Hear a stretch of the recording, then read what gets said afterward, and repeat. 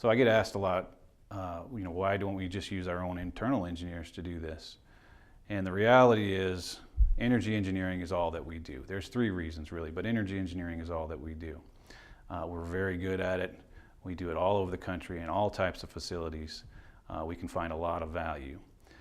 Second reason is you could compare it to a legal situation where if you're strapped with a lawsuit, you're not going to use your own internal counsel who does HR and contracts. You're going to use a litigator to protect you.